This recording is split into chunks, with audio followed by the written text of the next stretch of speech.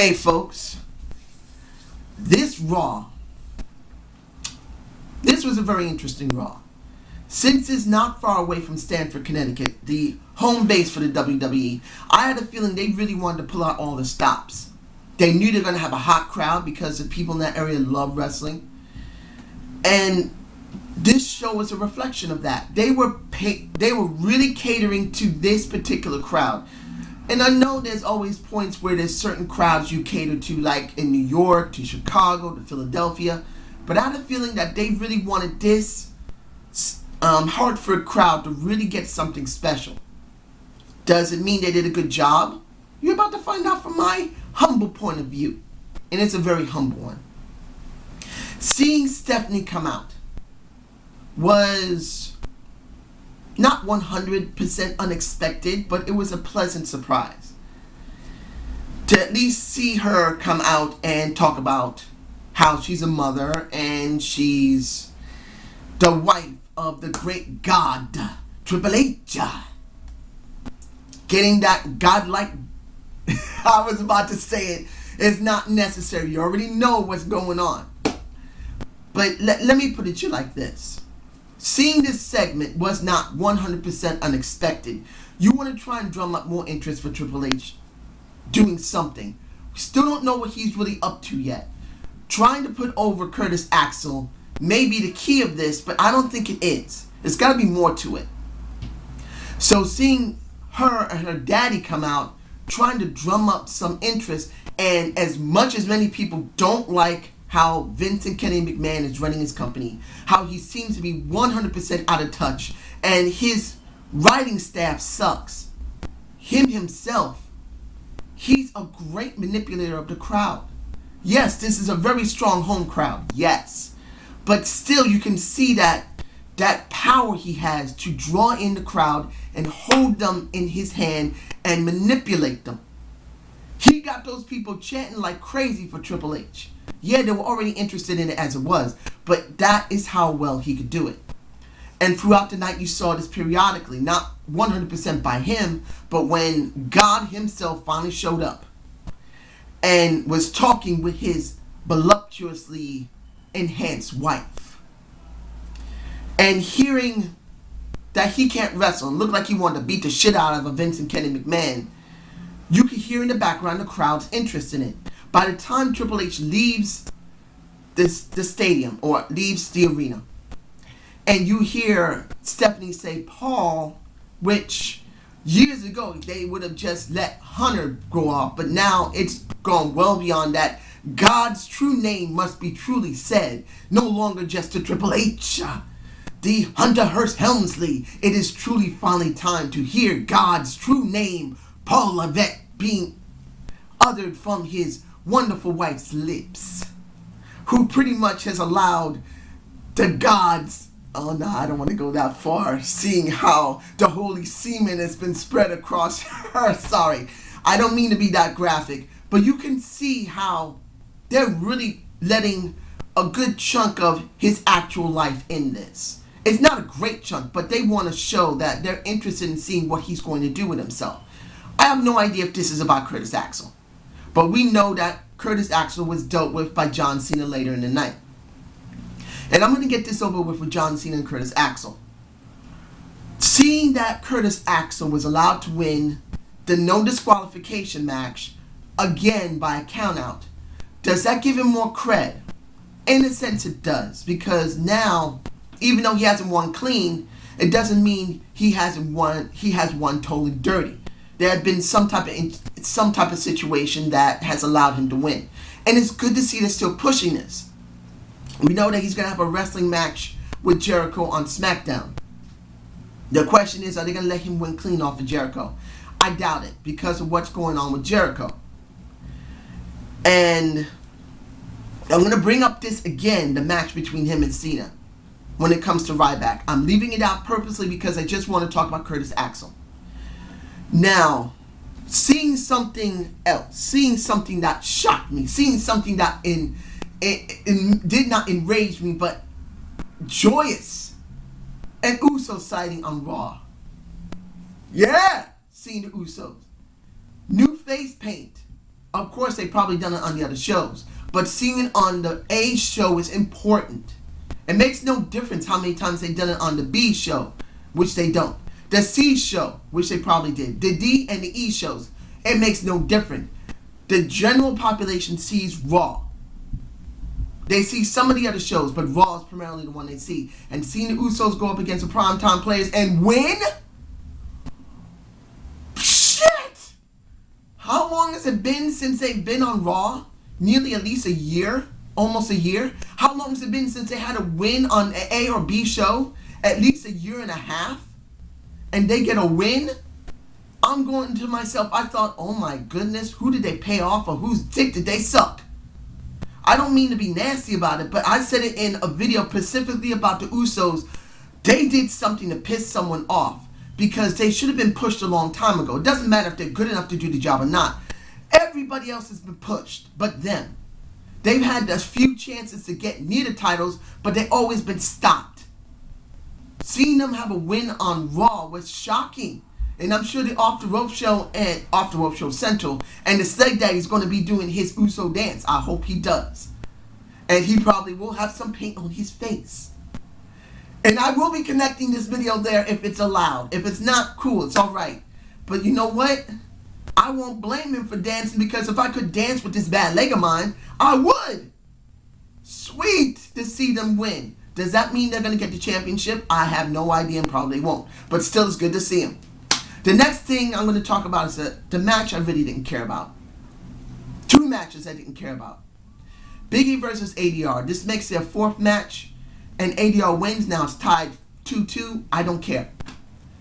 I said this already on my SmackDown review. Strip Dolph of the title. There is no point in letting him keep this because he's not going to be shown in Payback. If they do show it, I doubt he's going to win. Let him get stripped of the title. Like I said, it'll do two things. It'll promote a feud between him and possibly a Biggie Langston. Let him move away from ADR. Promote him and Biggie Langston in a feud.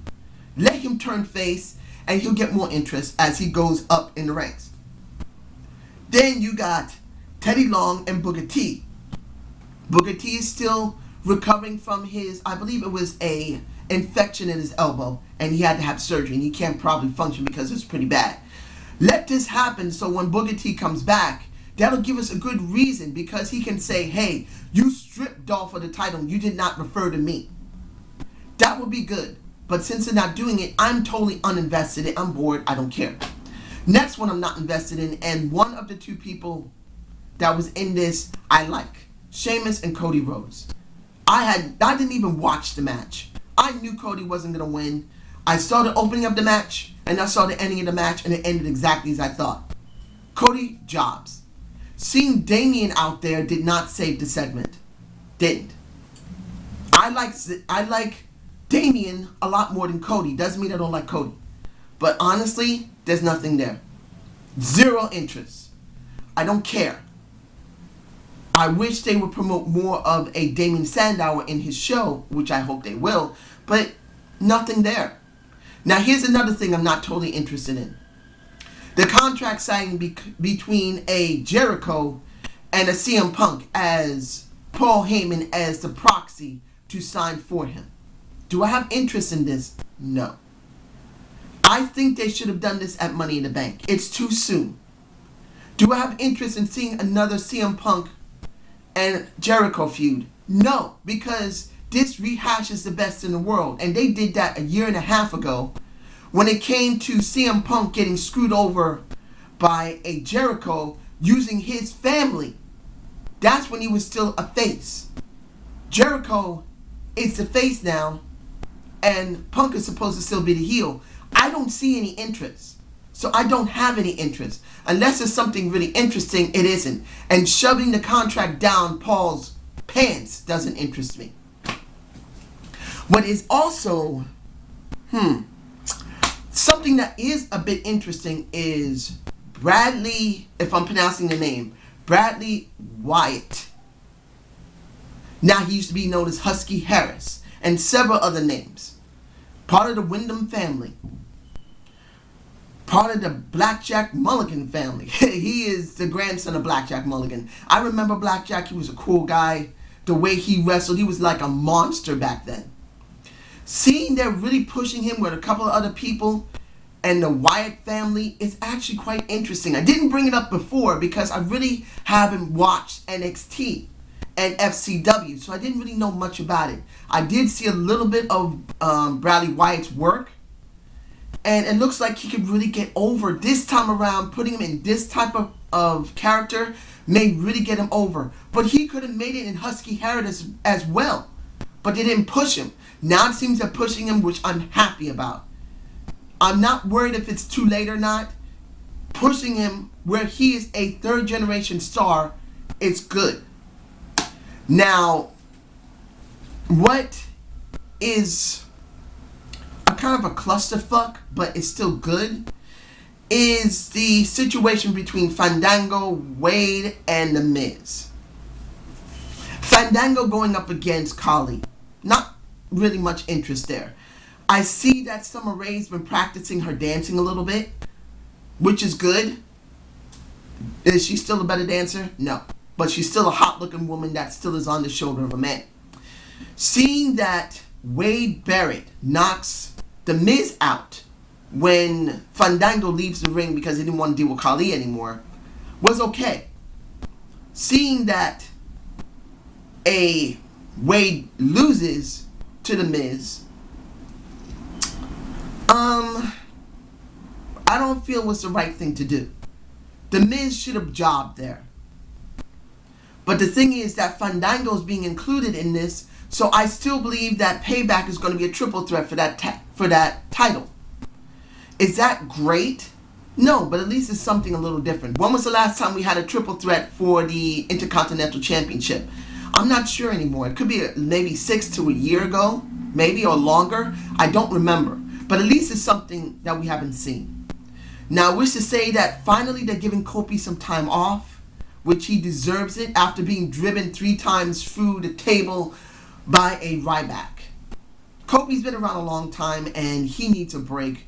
I don't think they're going to change his character when he comes back, but I hope they will. Now, talking about Ryback, he has a match between him and Daniel Bryan, which actually was quite good. Seeing Daniel Bryan as the weak link, kind of, how can I say this? It's kind of a good angle for him because he now has been split off from Kane. No fighting between them.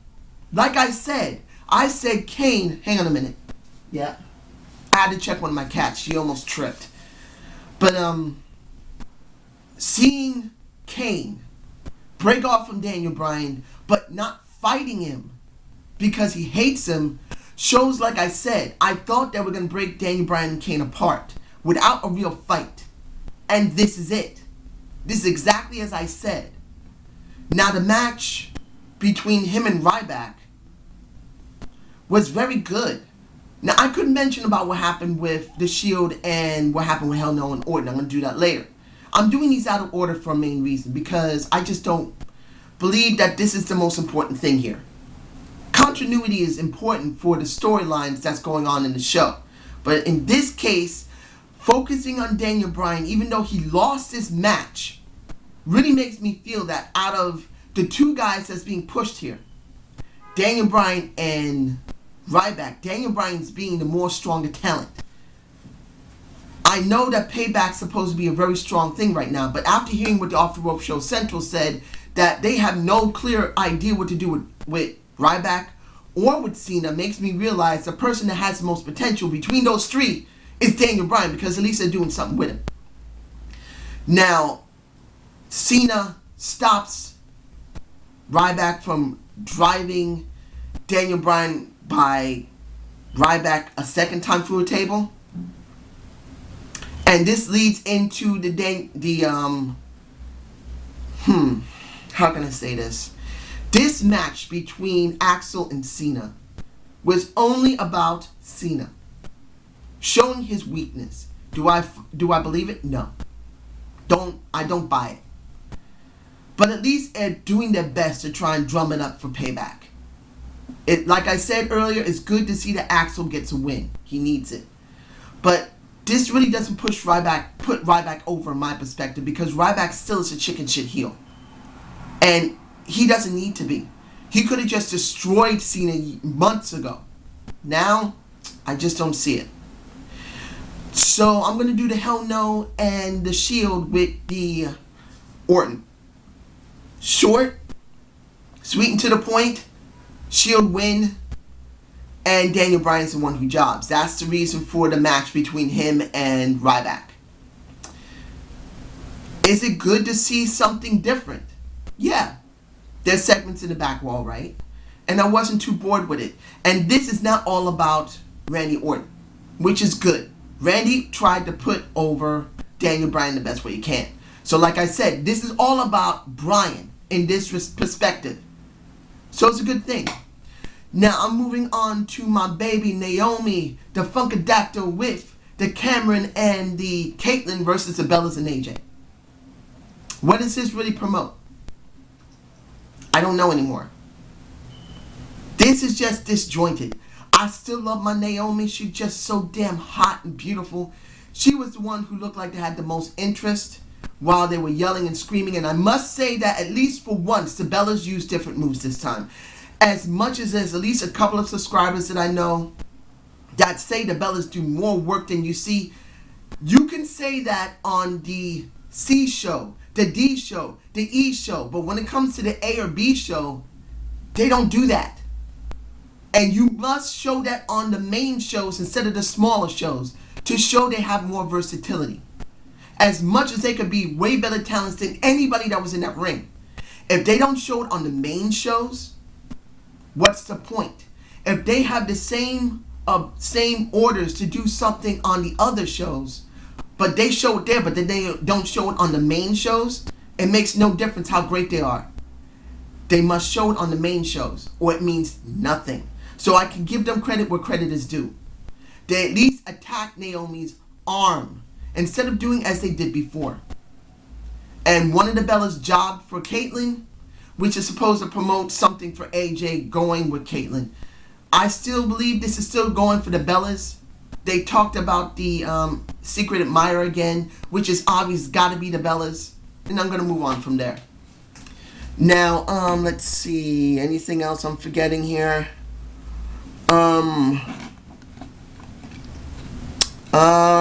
That's pretty much it.